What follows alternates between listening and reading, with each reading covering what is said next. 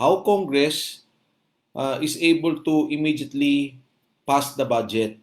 Of course, may mga question, may mga nire-raise sila. Bottom line is, ginagawa ng Kongreso yung trabaho niya sa pinakamabilis at pinakamaayos na paraan na maipasa ang budget at maiayos din ng tama yung mga amenda sa budget. Alam naman natin, in a leadership fight, talagang nagiging hindi maganda. And unfortunately, we cannot avoid that the institution of Congress is being affected.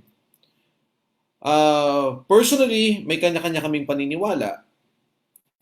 Ako, kasi may sinasabi, sabi nga, di ba, yung mga barkada ni Speaker Alan, I do not know if I'm being referred to, pero ako yung nag-motion during the last time on the 184 votes. At totoo, tinatanong, sabi, anong meron yung kay Mike? Siguro I can say,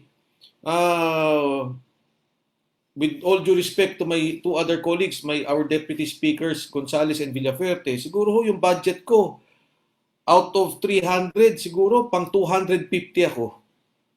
Pero hindi ko naman kinakasama yan dahil I understand ang district congressman, iba ang kanilang mga advocacy. Nandun sila sa front line ng kanilang mga distrito. At ako man, nung ako'y nasa distrito, ganyan din naman.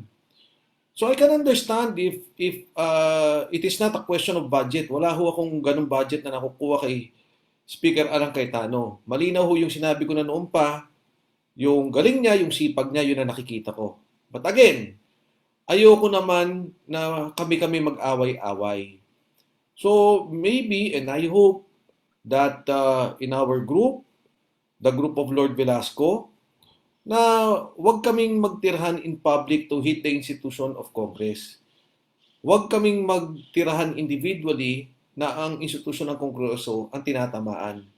Kasi kung trabaho lang naman, no, nagawa naman ng Kongreso yung trabaho niya.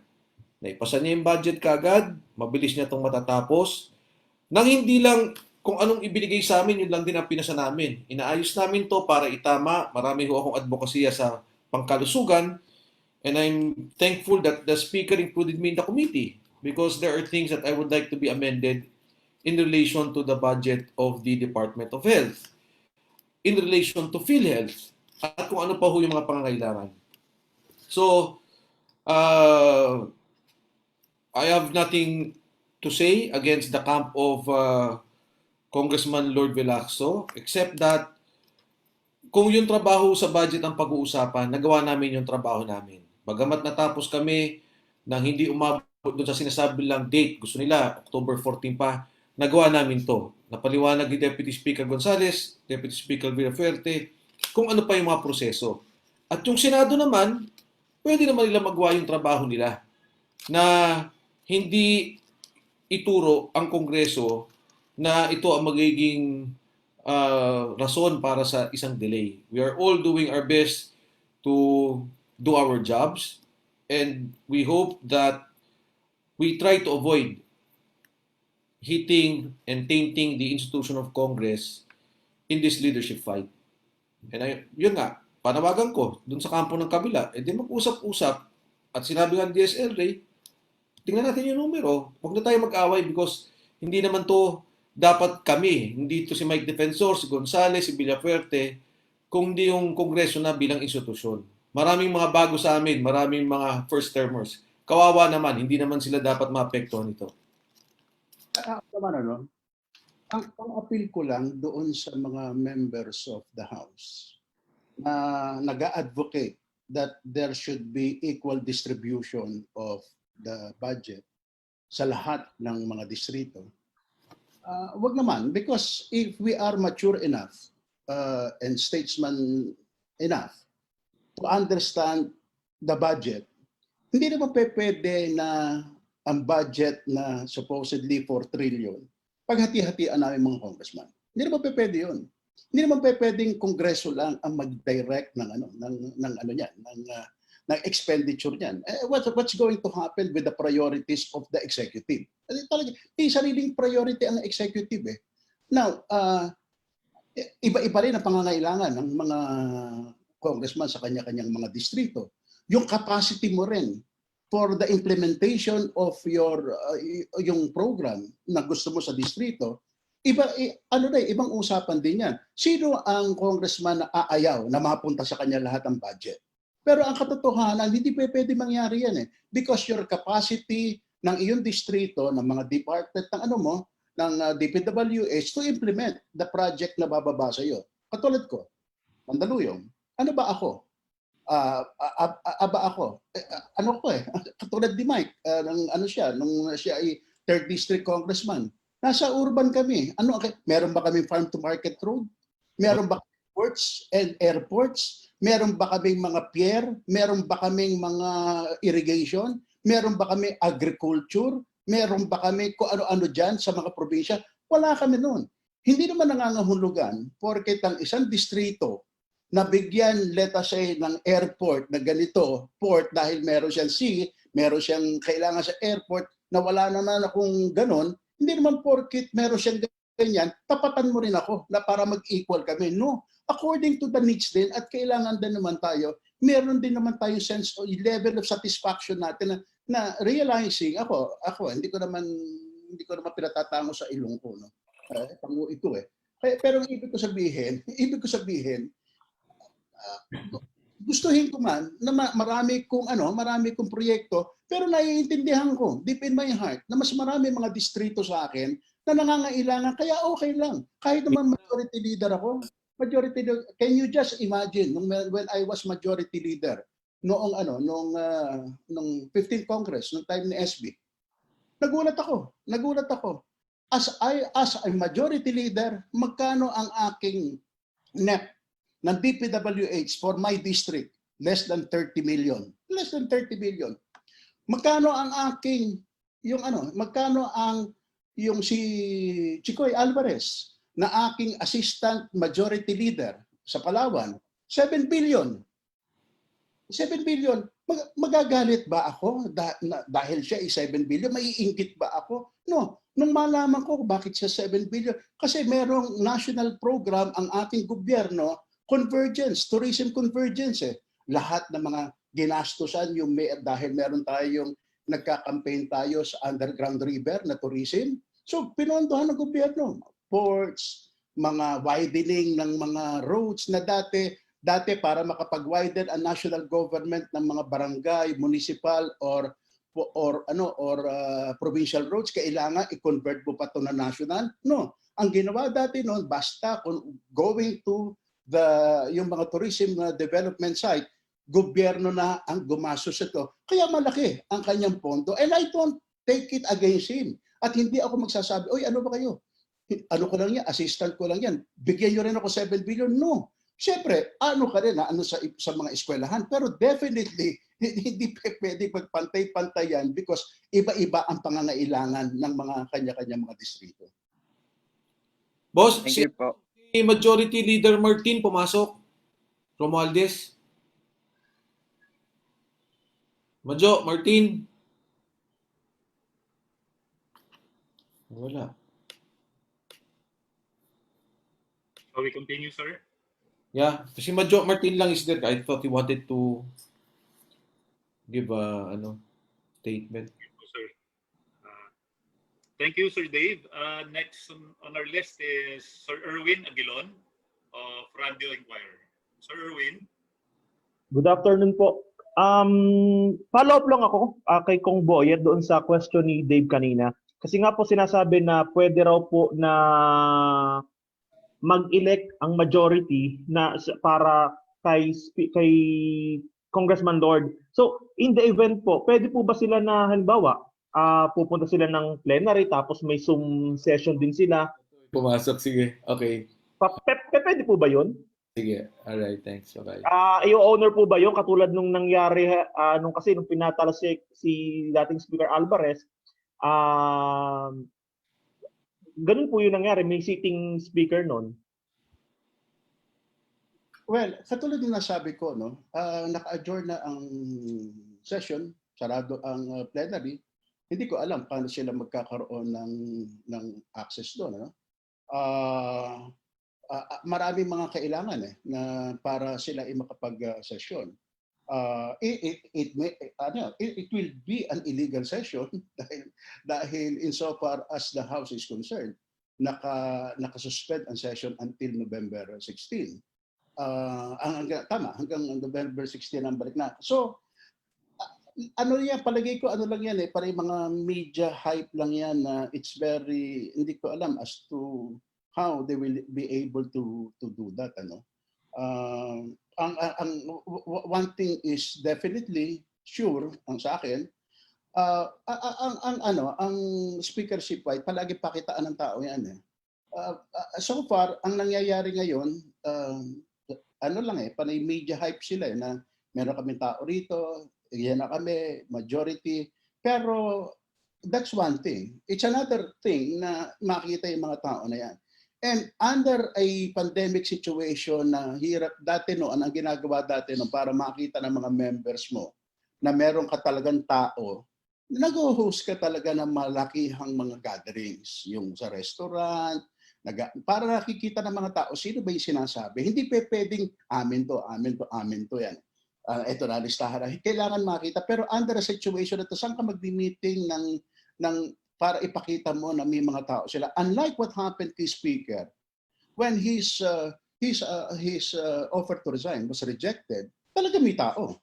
Nagpakita talaga ng tao. It's very difficult na mawala yung tao na yan. They can, hindi ko alam kung paano iniisip nila. Maaring kathang isip lamang yan. Pero I really do not, I cannot think of any possible way how they can do that. Hindi ko talaga makita. Pari ano lang yan parang theoretical ba na hindi ko wala talaga masagutan.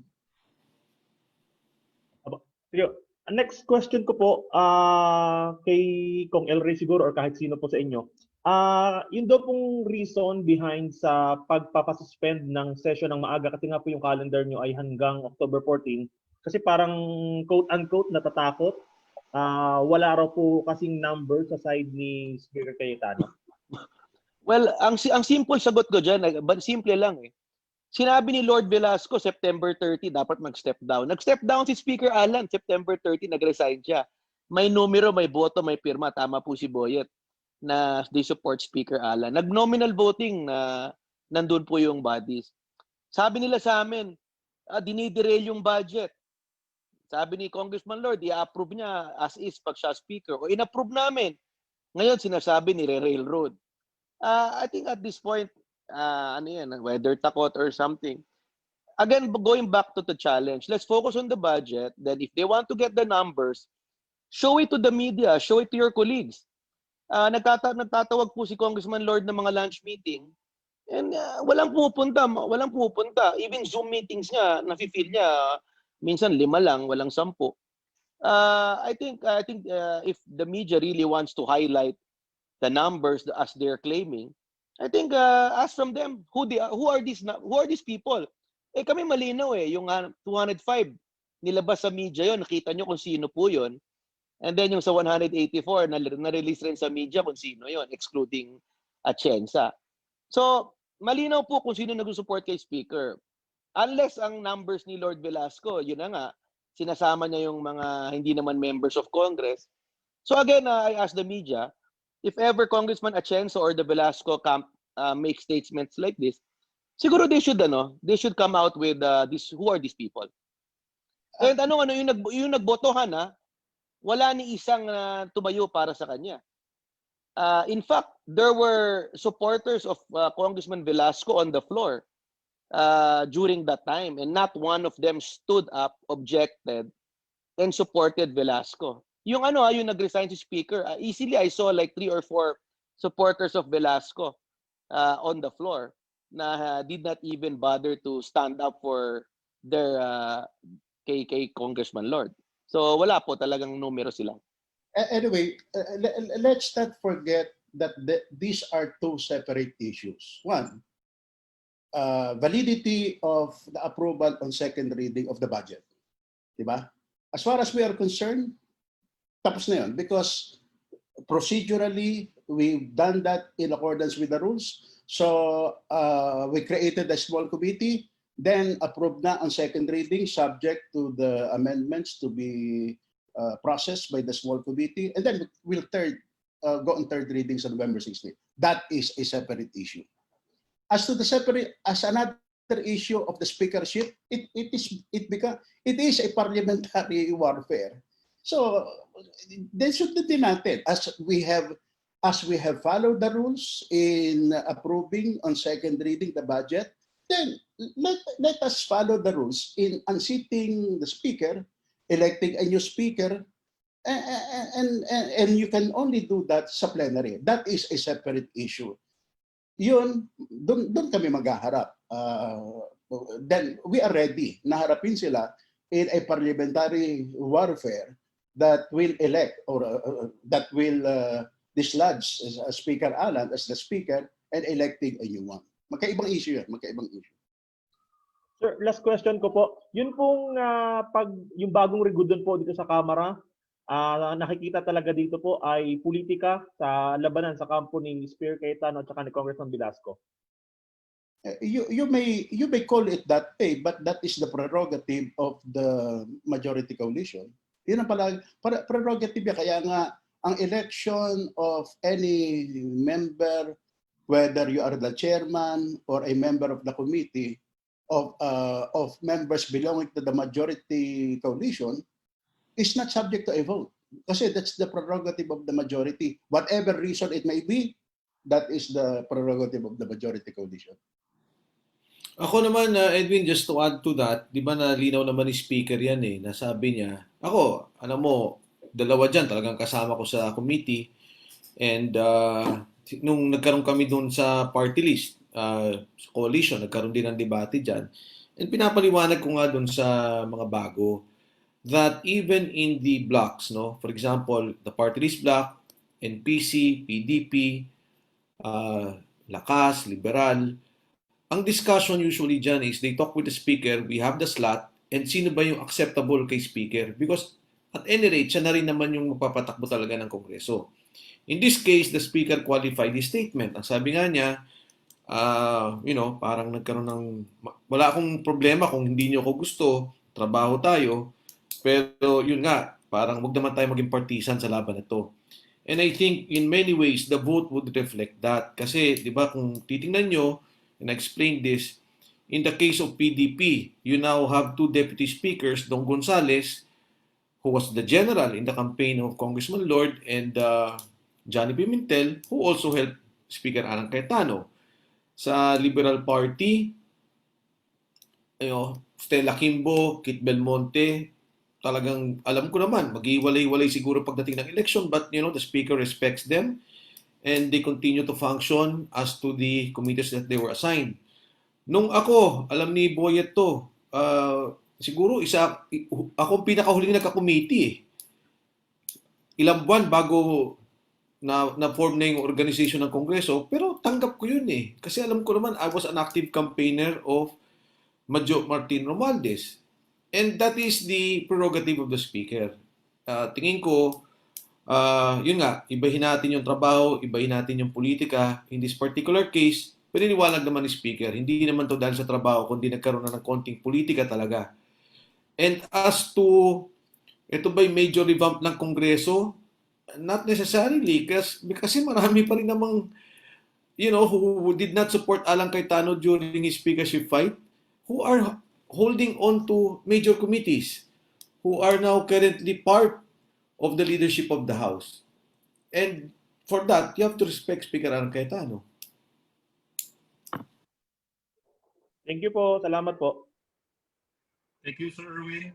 Next is Terence Grana from AFP Radio. Okay, Terence. Yes. Malinaw na ako dyan? Hello? Yes, kay Terence. Malinaw po. Okay. Thank you very much.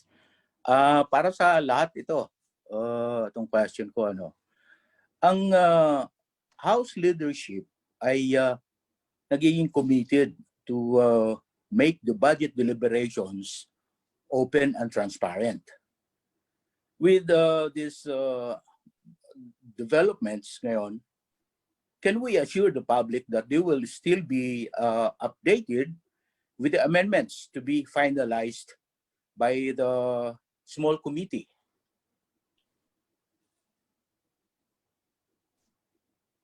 Yun ang tanong ko.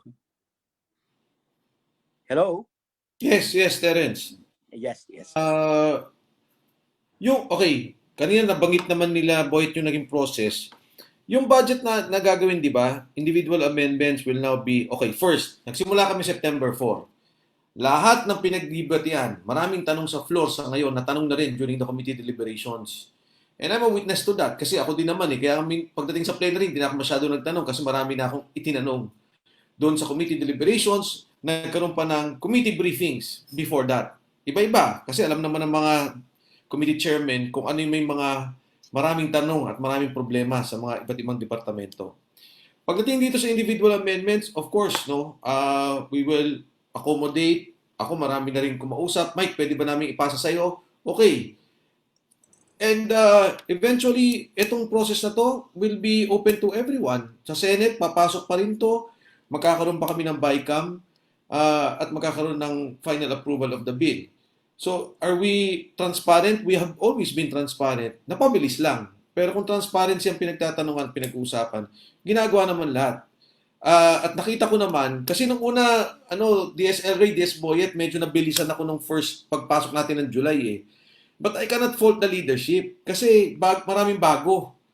Pero itong second approval ng budget, even previous to the actual submission to the Appropriations Committee, nagkaroon ng mga iba't ibang pag-uusap at briefing yung mga departamento. And I'm very happy for the members, for the new members, kasi marami doon na talagang nagkaroon ng orientation, nakapagtanong sila sa sarili nila. And I credit the leadership and the committee chairpersons and the APRO committee for all this, for all the tasks that they have done on this budget.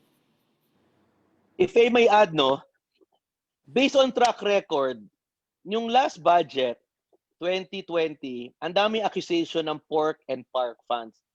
And the speaker assured walang pork, walang park. It's already October now, napasa yung budget. Wala na yung accusation ng pork and park up to this day. That means the day that the GAB was approved and turned into a law, naging GAA, wala naman talagang park and pork funds. The same way na mangyari itong 2021, walang pork funds, walang park, transparent, and it's open for scrutiny starting from day one to the time it will be approved as a law. So that's the assurance we want to give to the public. Now, while there are always questions during the deliberations, at the end of the day, the instrument is transparent for people to scrutinize on when it becomes a law. But again, bago maging batas yan, talagang open, transparent po ang mechanism. In fact, for the first time, binuksan po ni Speaker Alan na even non-members of Congress can ask questions, not through Facebook Live, but even through Zoom meetings. Na nakita naman nyo, that's an innovation. That's the desire of the Speaker to make the process more transparent and accountable. Okay. Next question ko po ay yung base sa yung spokesman ng Palasyo. Malacanang was happy with the passage of the 2021 budget on second reading, With this development, do you think that the moves of Congressman Velasco to be a speaker is now dead in the waters? Well, para sa akin kasi people first, politics later muna tayo, ha? Ipasa muna natin yung budget. If Lord really wants to be speaker this term or the next term or in the future, he should show to the Filipino people why he deserves to be speaker. First, ano ba ang stand niya sa budget? He just keeps invoking na kailangan palabra de honor, gentleman's agreement. But I'm still waiting for him. Ano ba input niya sa budget? As a congressman, ano ba ang gusto niyang amendment sa budget? I'm still waiting for that. So dapat, unahin muna natin ang budget. At kung meron tayong intramurals later na yan, that's second priority. Ayusin muna natin yung budget, and we feel and we are confident that we will pass this on time as scheduled, November 17. Technically, almost the same time that we promised. We are not thinking of a scenario na magkakaroon ng reenacted. If the Senate continues to work at their own pace now, mapapasa nila yan. But if they choose to work at a faster pace, I think baka mapaaga pa. So, again, usipin muna natin people first, politics later. That's the request. Okay, that was my last question. Thank you very much. Thank you, sir. Thank you, Terence. Next on our list is Ms. Mara of Rappler. Mara Cepeda of Rappler. Ms. Mara. Good afternoon, sirs. I know this was already raised earlier, but siguro to end the accusations once and for all, what was the reason for the suspension of the session until November 16? And how will you respond to criticisms that the underlying reason for that was precisely to bar the Velasco bloc from forcing an election that would put Velasco as the speaker? Well, again, ang primordial interest talaga, people first, politics later, budget first, speakership later. Kung gusto ni Lord Velasco unahin ng his ambition, desire to be speaker, that's his prerogative. Again, it's a numbers game. Mara, if they had the numbers yesterday, the other day, they would have pushed for it. And they don't, wala naman silang numero leading to the 2014, October 14. Why? Again, as mentioned earlier, sabi nila meron daw silang 154. Anong basis? 54 party list. Over 30 party list support speaker. So they easily have what? 19, 20? Then 665 raw ang PDP Laban. Their numbers are incorrect because I think PDP Laban has only 58. And more than 30 is for Speaker Alan. So what? They have 25 plus 20, 45.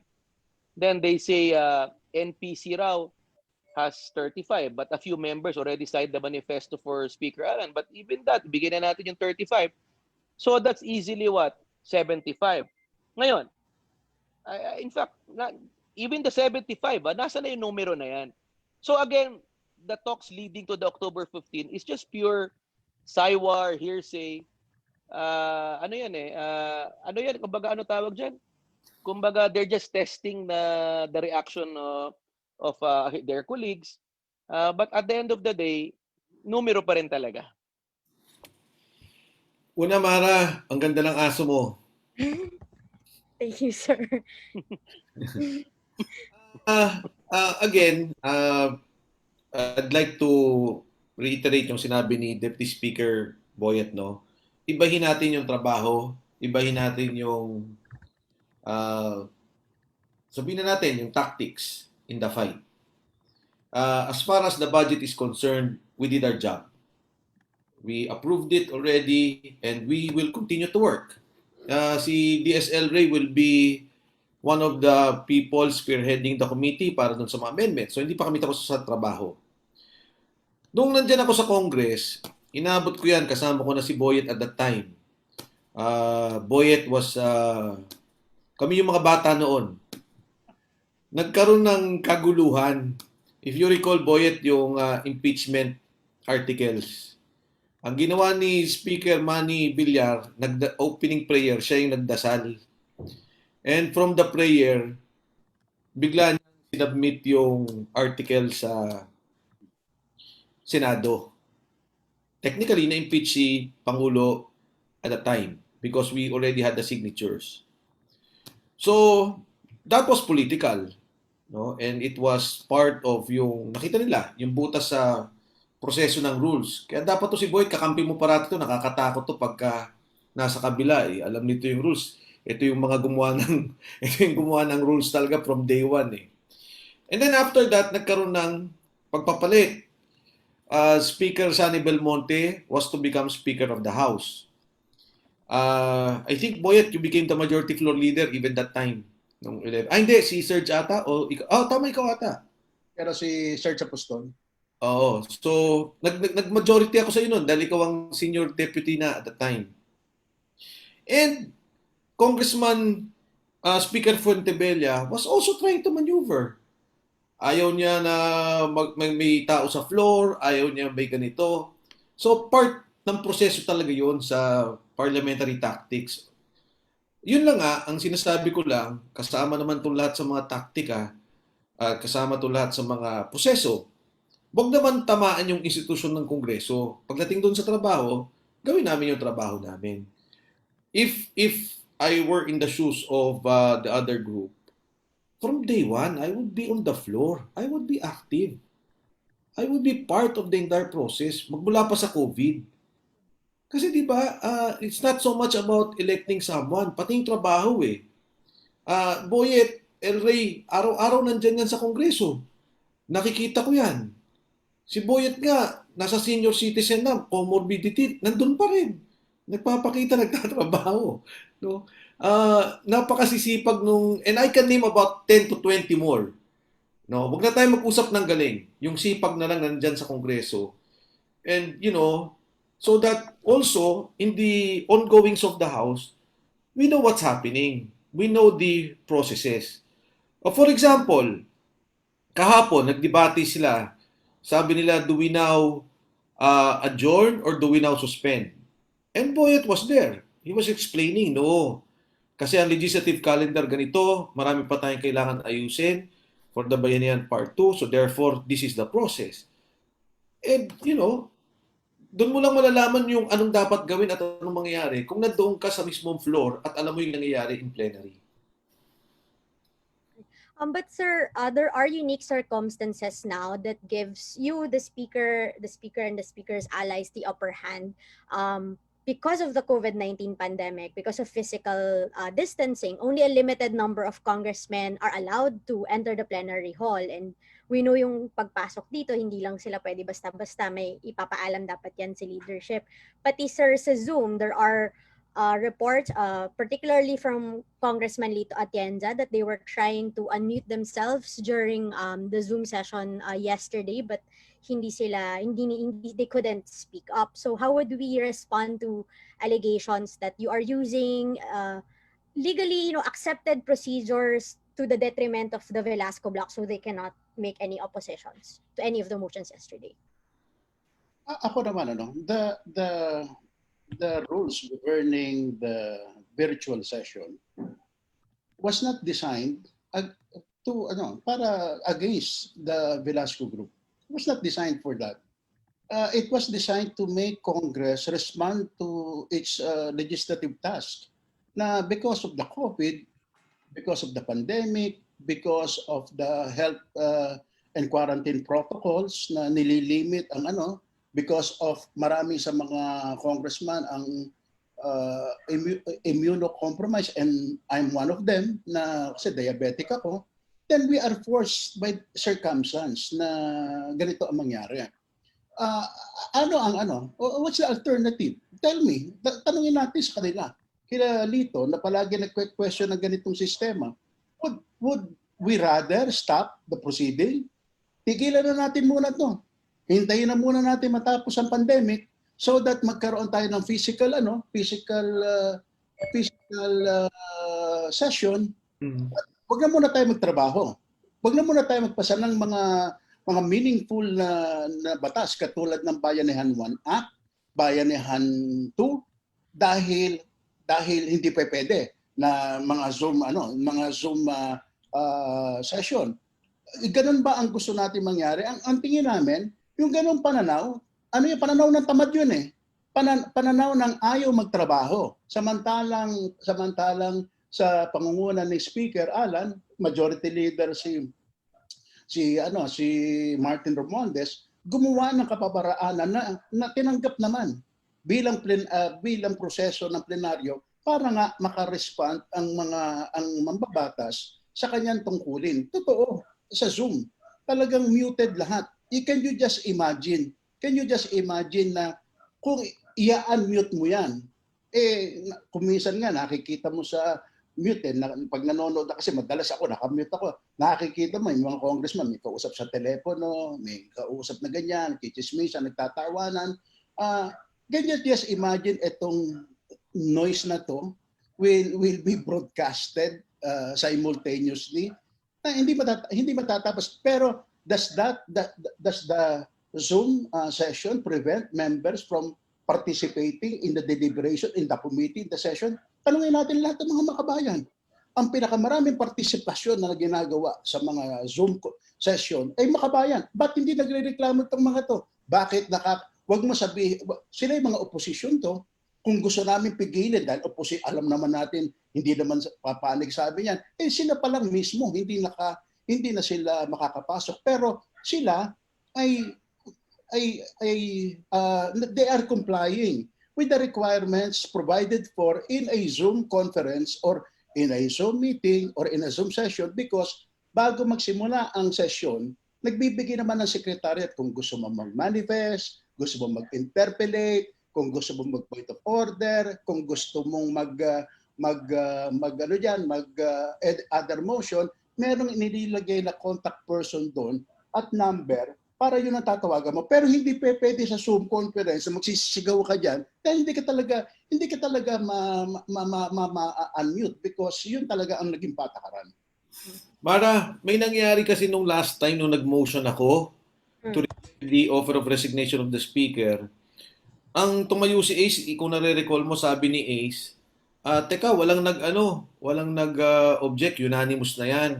Hindi ako nakasagot dahil based on the rules, gano'n naman talaga. Pero biglang pumasok yung objection ni Congressman Arnie Teves. Ngayon lumapit sa presiding officer at sa majority leader at that time, sabi ko, uy, teka lang, merong objection si Kong Arnie. So, to make the long story short, sabi niya sa akin, after the session, he called me up, sabi niya, Mike, sabi niya, nagpo-point of order ako. Sabi ko, Arnie, hindi ko nakita kasi ang nakita ko lang, nag-object ka sa Viber. Hindi ka nag-raise ng point of order. Of course, understandably, and I said sorry to him. So, sabi ko, sorry Arnie, hindi ko nakita eh. Because ako yung nandun sa podium, nagsasalita. But if I had seen it, I would have called attention. And I think naman yung secretariat, very responsive. Pag nakita lang may objection, point of order, sinasabi nila kaagad, no? Pero following the logic, their logic on this, Mara, kung sa totoo lang, wala na kaming session habang may COVID. Gaano katagal to? Di talagang lalo pang hindi lang November, pwede pang patagalin talaga ng speaker to. Hanggang, kung 2022 nagka-vaccine, paano na? Di ba? I mean, following that logic, if we do not have a speaker, if we do not have sessions, then we cannot vote for a speaker. Then therefore, Speaker Alan can stay there as long as he wants without fault dahil naman may COVID, following the logic that they are propounding. Okay. Sir, one final question from me. This is on another matter. 3 committee chairpersons were removed from their post yesterday. 2 of them particularly were surprised that they were removed, si Congresswoman Helen Tan and Congressman Eric Martinez. Congresswoman Sharon Green, of course, said she expected it because obviously she's for Congressman Velasco. Why were they removed from their leadership? Sila ba yung pinariringgan ni Speaker kahapon na namumulitika daw at ginagamit supposedly yung kanilang posisyon to undermine the Speaker? Ako yung kay Sharon, nakita ko kasi yun. In fact, isa yun sa mga sinabi kong complaint sa party list. Ang sabi ko sa kanila, kasi ako hindi naman ako kasama dun sa leadership ng party list block eh. Meaning, we have president, we have the Secretary General, and then si Sharon was also, she's been there for the longest time. So parang sinabi ko lang, paano ngayon to that the leadership of the party list is very involved at very partisan doon sa naging laban. Paano ngayon yung concerns ng mga kasama naming bago?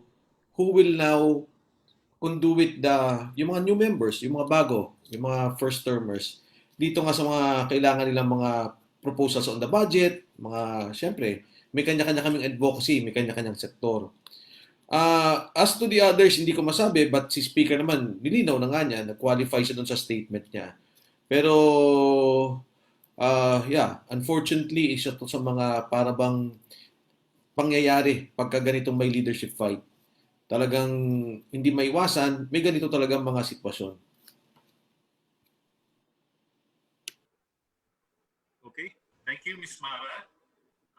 Next on our list is Sir Melvin Gascon of Inquirer. Sir Melvin.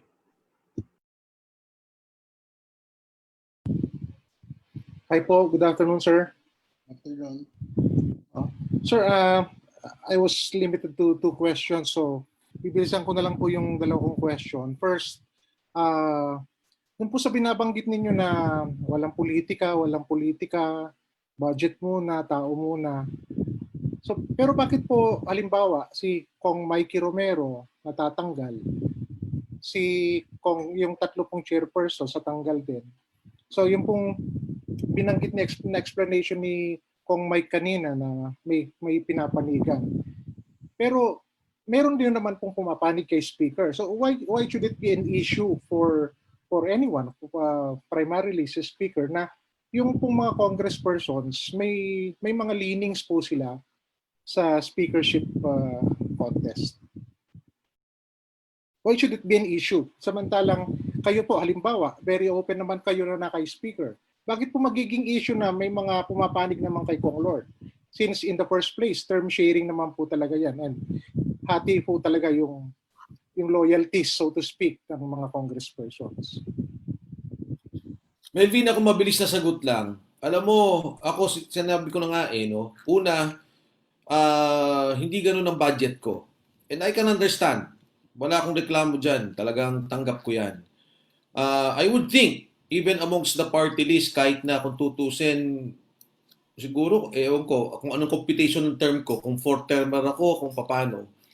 Pero ang wala akong naging reklamo. Ako ang huli na nagkaroon ng komite sa Kongreso. Bakit? Kasi nag-actively campaign ako kay Madjo Martin. Tanggap ko yun. Ngayon, pagdating dito sa trabaho sa budget, ang point ko lang, trabaho na gawa namin. So, para bang ibahin natin yung usapin doon sa politika, doon sa leadership. As far as leadership is concerned, and I guess si DS Boyet and DS El Rey can answer that. Ako, ang alam ko dyan, parang ganito nangyayari. PNP, Liberal, Lakas, PDP. Okay, itong committee na to, divide natin, ayusin natin. Sinong gusto nyo? Sabihin ganito, ay, teka lang. Ito yung supporter ko, ito yung talagang, I mean, it's a leadership question. It's political. And kung minsan naman, hindi naman ganon. Kasi sabihin, magaling to, tama to, yan ang ilagay natin. So, as far as I'm concerned, yung leadership question, I leave it to the Speaker and the leadership of the House. As far as the work is concerned, as Public Accounts Chairman, huli ako nilagay niya sa I'm doing my job. Dito sa budget, I'm doing my job. And in the future, kung ano mga kailangan namin gawin, whether may speakership fight or wala, we will have to intelligently discuss the bills, fast track what we need to in order to revive the economy and address the health concerns. Just a follow-up lang, sir, a short follow-up. Are you saying na yung pong mga tinanggal ng mga chairpersons, they were complaining about their apportionment doon sa budget? Hindi ko alam kasi yung iba pero kasi yung kay Chairman Sharon, alam mo si Sharon, ano yan masipag talaga yan. And talaga namang magaling si Sharon na Garin. Pero talagang nung nagpunta doon sa Malacanang, parang nagkaroon na ng kampo and I have nothing against that, no, kung anong political preference nila. Ang naging problema lang, they are part of the leadership of the party list. Yun ang pinapoint out ko. For example, si Caraps, no, si Congressman Caraps, involved, very much involved sa partisan fight dito sa speakership fight. Pero si Kong Caraps kasi hindi naman siya officer ng party list coalition Ang nangyari, yung party list coalition, kunyari si DS Mikey Romero, talagang nandun siya with the Lord Velasco. Si Sharon Garin was there with Lord Velasco. So, very clear na pumasok dun sa kung kanino sila and part sila ng leadership ng party list. Okay. Sige, sir. Second question ko po, sir. Si Kong El Rey kanina, and ito binabanggit na po paulit-ulit pati si Speaker. parang ang challenge niya palagi sa kampo ni Kong Lord is if you have the numbers, then pakita ninyo. So, kami po, from an onlookers perspective, hinihintay ho namin talaga yung sinet nilang date, October 14, para magkaalaman na ho talaga. So, bakit po yung pong camp ni Speaker Cayetano ang nag-disrupt nung pag-flow ng normal proceedings ng Kongreso para po hindi umabot dun sa October 14. Kung talagang meron po kayong numero at gusto ho ninyong mapatunayan ni na Kong Lord na meron din silang numero, why did you not just wait for October 16, which is stated in the calendar? Alam mo, Melvin, the mere fact na aprubahan namin yung bill on second reading yesterday is an indication that we have the numbers, no? Kaya yung sinasabi nila na bakit inintay, ba't hindi pa intayin yung October 14, 15? What for? Because as far as we are concerned, when Speaker Alan Cayetano offered to resign, and his resignation was rejected by more than a majority of all the members of the House. That is, as far as we are concerned, a fresh mandate.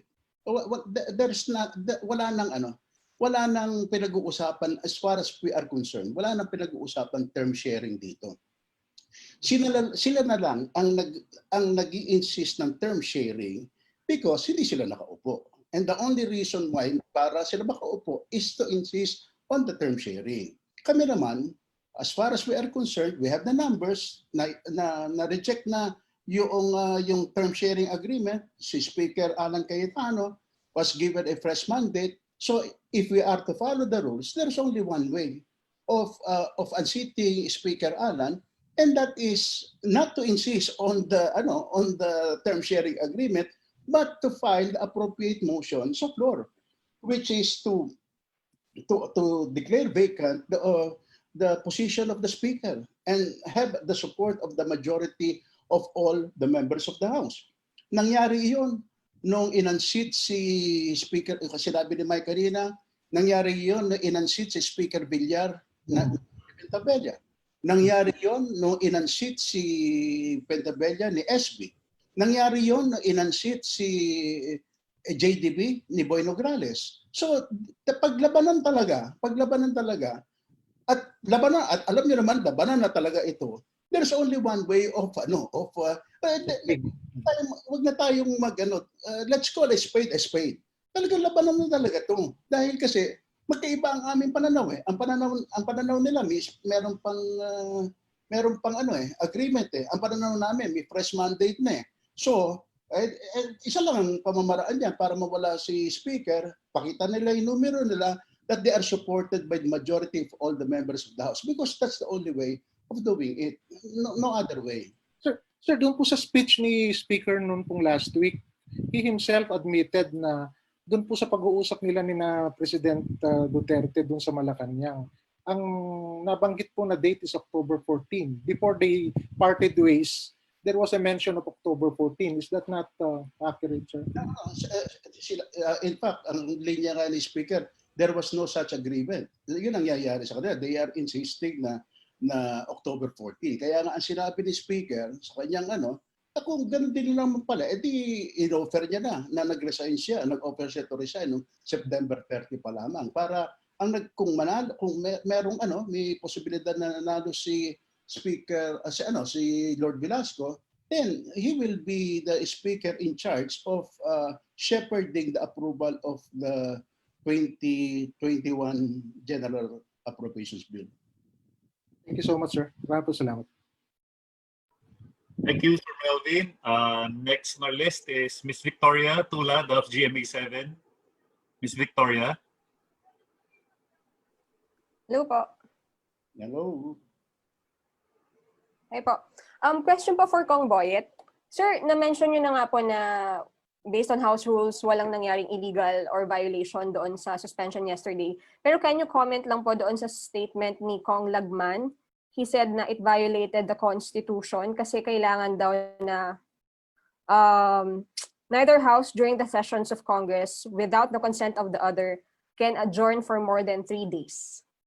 Well, totoo na meron sa Constitution na nakalagay na neither house, meaning Senate and the House of Representatives cannot adjourn for more than 3 days without the consent of the other. Ano?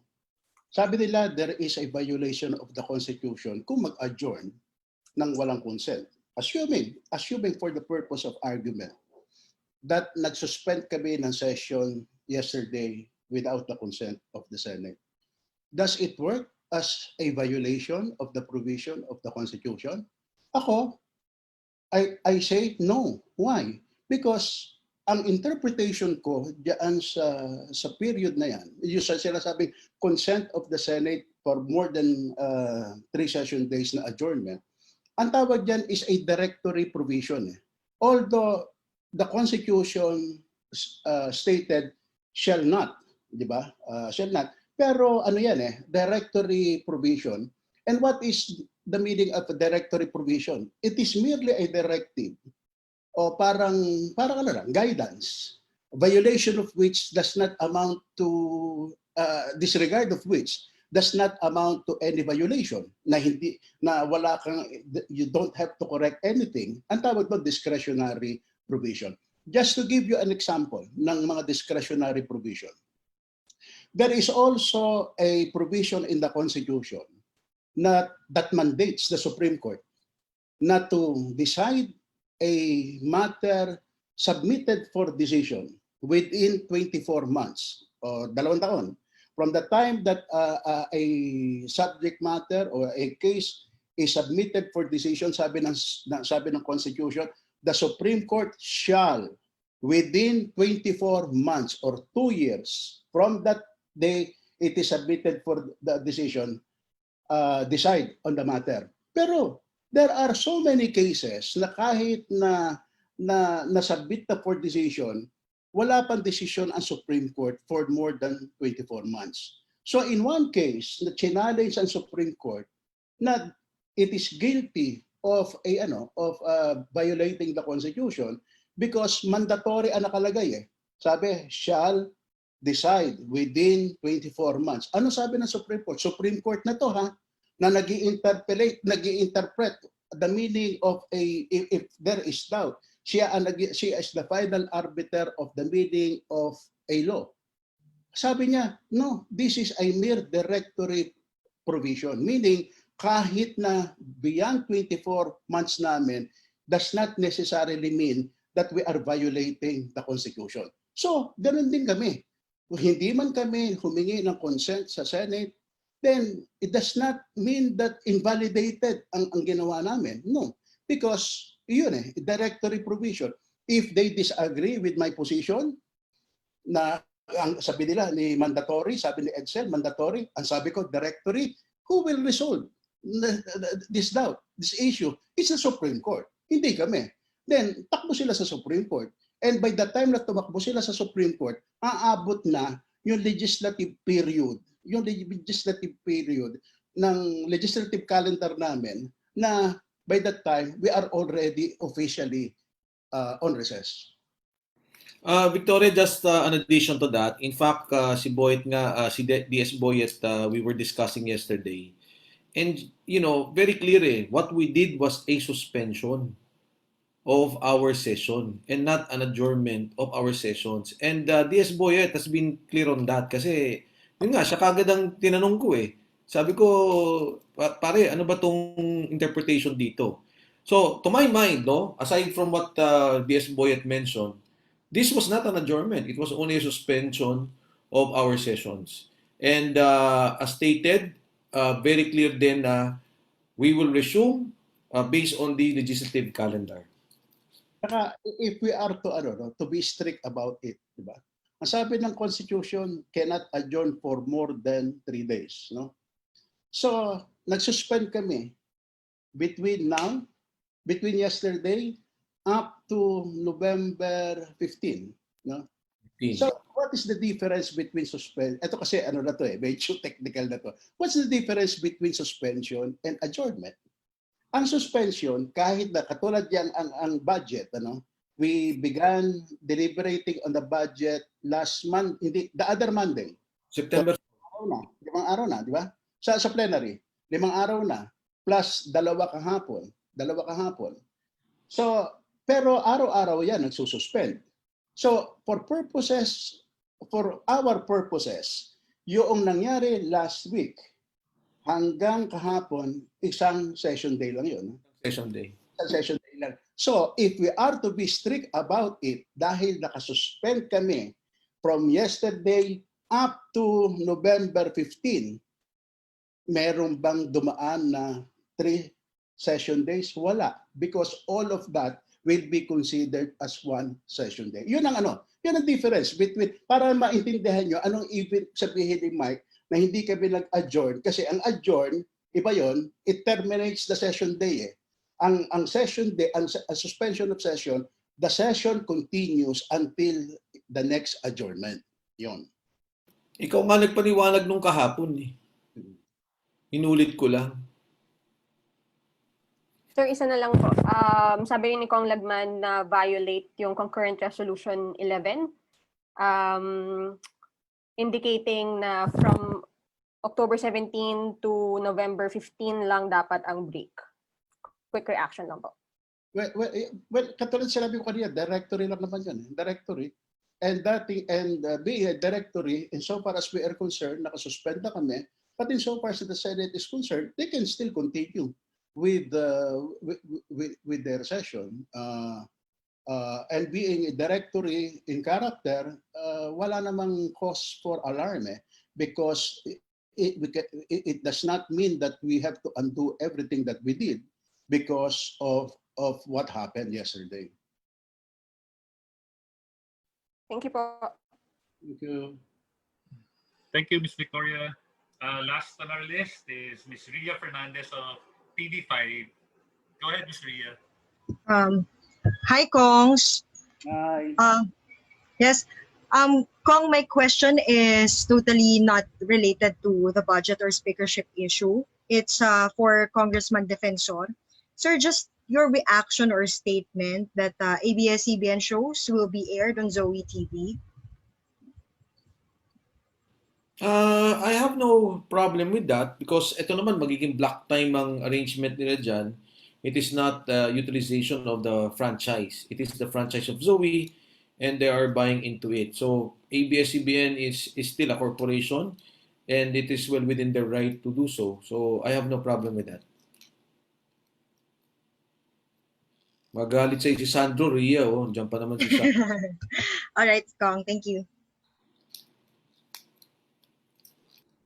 Okay. That ends today's press briefing. Would you like to say any last words from Congressman Boyet or Congressman Mike?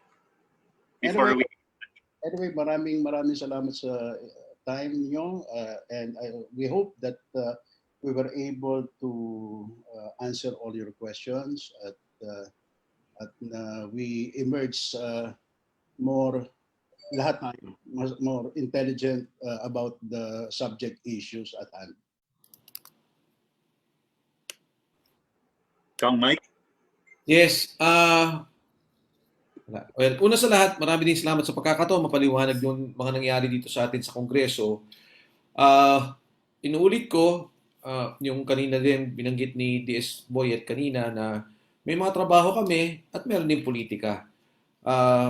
Sana nga lang, itong nangyaring politika sa loob ng Kongreso, hindi makaapekto sa marami naming kailangan pang gawin sa Kongreso. After this approval of yesterday, nagtayo ng maliit na komite, kailangan pa rin namin tapusin at ayusin yung budget. And hopefully, masagawa namin yung pamamaraan. Kasi nakikita naman natin yan sa Senado. Sa Senado, simple lang naman yung labanan. Magpipirmahan, papakita, magkaroon na tayo ng smooth transition, nasa akin na yung mga pirma. Nangyayari lang kasi siguro dahil sa Kongreso, marami kami, medyo nagkakaroon at saka na-open up yung labanan talaga sa media. And it's actually affecting the institution of Congress. Sayang, maganda ang ratings ng Congress, Just recently, si Alan Cayetano lumabas, no? Maganda yung trust ratings niya. And I'm sure Congress as an institution also did well. Hindi ko pa lang nakikita yung survey, pero ako naniniwala na maganda yung nagiging performance ng Kongreso. And I hope na ma-resolve talaga kagad to ng maayos at magawa namin trabaho namin dahil in the end, it's not about me, it's not about Alan, Boyet, or El Rey. It's about our country, yung ating bansa, na nasa gitna pa naman tayo ng COVID at kailangan nating ayusin pa rin yung mga problemang pang-ekonomiya at problemang pang-kalusugan. So maraming salamat. Magandang hapon sa inyo lahat. Okay, thank you so much, Deputy Speaker Boyet Gonzales and Chairman Michael Depensor. Thank you so much for media friends. Good afternoon, everyone. Afternoon. Thank you, sirs.